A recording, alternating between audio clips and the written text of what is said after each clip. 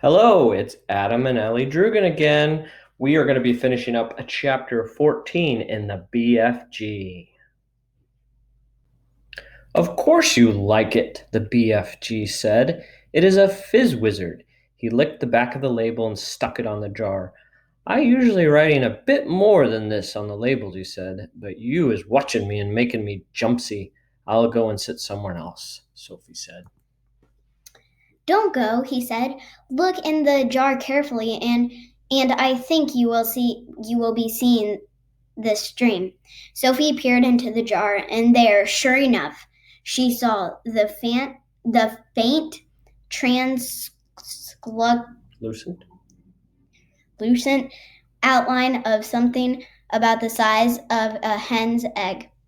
There was just a touch of color in it. A pale sea green, soft and shimmering and very beautiful.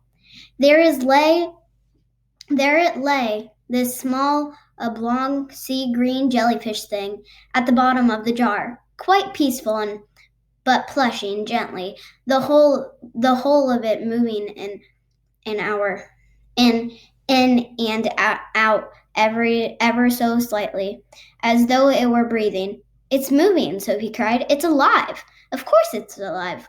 What will you feed it on? Sophie asked. It is not needing any food, the BFG told her. That's cruel, Sophie said. Everything alive needs food of some sort, even trees and plants. The north wind is alive, the BFG said. It is moving. It touches you on the cheek of and on your hands. But nobody is feeding it. Sophie was silent. The extraordinary giant was disturbing her ideas. He seemed to be leading her towards mysteries that were beyond her understanding. A dream is not needing anything, the BFG went on. If it is a good one, it is waiting peacefully forever until it is released and allowed to do its job. If it's a bad one, it is always fighting to get out.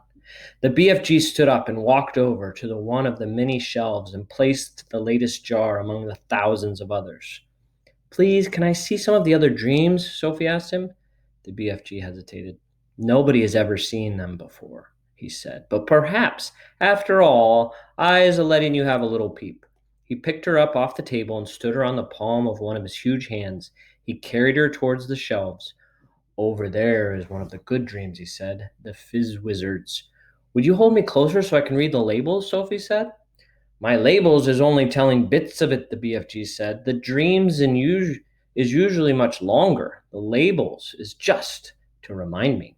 Sophie started to read the labels. The first one seemed long enough to her. It went right around the jar, and as she read it, she had to keep turning the jar. This is what it said. Today, I is sitting in class and I discover that if I is starring very hard at my teacher in a special way I is able to put her to sleep. So I keep staring at her and in the end her head drops onto her desk and she goes fast to sleep and snorkels loudly.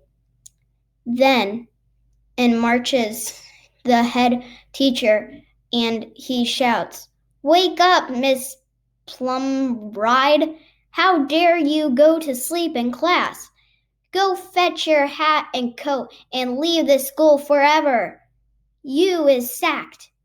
But in a jiffy, I is putting the head teacher to sleep as well. And he just compress slowly to the floor like a lump of jelly, and there he lies all in a heap and starts snorkeling even louder than Miss Plumridge. And then I is hearing my mummy's voice saying, Wake up, your breakfast is ready. What a funny dream, Sophie said. It's a ring beller, the BFG said. It's Wopsy. Inside the jar, just below the edge of the label, Sophie could see the putting to sleep dream lying peacefully on the bottom, pulsing gently, sea green like the other one, but perhaps a trifle larger. Do you have separate dreams for boys and for girls? Sophie asked. Of course, the BFG said. If I is a given a girl's dream to a boy, even if it was really wopsy girl's dream, the boy would be waking up and thinking, what a rot bumbling, grin slugging old dream that was. Boys would, Sophie said. These here is all girls' dreams on this shelf, said BFG. Can I read a boy's dream? You can, the BFG said, and he lifted her to a higher shelf.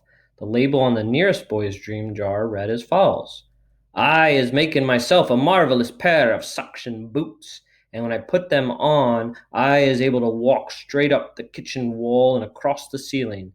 Well, I is walking upside down on the ceiling when my big sister comes in and she is starting to yell at me, and she always does, yelling what on earth is you doing up here walking on the ceiling, and I looks down at her, and I smiles and I says, I told you was driving me up the wall, and now you has done it. I find that one rather silly, Sophie said. Boys wouldn't, the BFG said, grinning. It's another ring beller. Perhaps you has seen enough now. Let me read another boy's one, Sophie said. The next label said, the telephony rings in our house, and my father picks it up and says it's very important telephony voice. Simpkins speaking. Then his face goes white and his voice goes all funny, and he says, what? Who? And then he says, yes, sir, I understand, sir, but surely it's me you's a wishing to speak to, sir, not my little son. My father's face is going from white to dark purple, and he's gulping like he has a lobster stuck in his throat. And then at last he's saying, yes, sir, very well, sir, I will get him, sir. And he turns to me and he says in a rather respectful voice, is you knowing the President of the United States? And I says, no, but I expect he is hearing about me. Then I is having a long talk on the phone and saying things like, let me take care of it, Mr. President. You'll bungle it all up if you do it your way. My father's eyes is goggling right out of his head, and that is when I is hearing my father's real voice saying, get up, you lazy slob, or you'll be late for school.